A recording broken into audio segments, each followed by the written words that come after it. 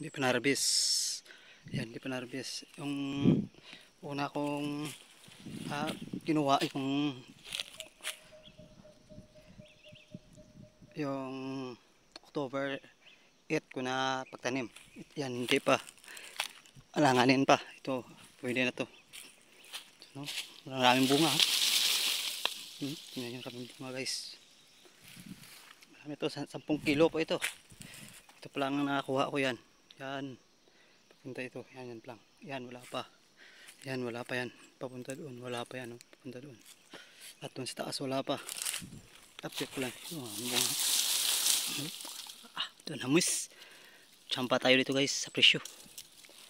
120 ang kilo ngayon. Champat. Yan, update lang.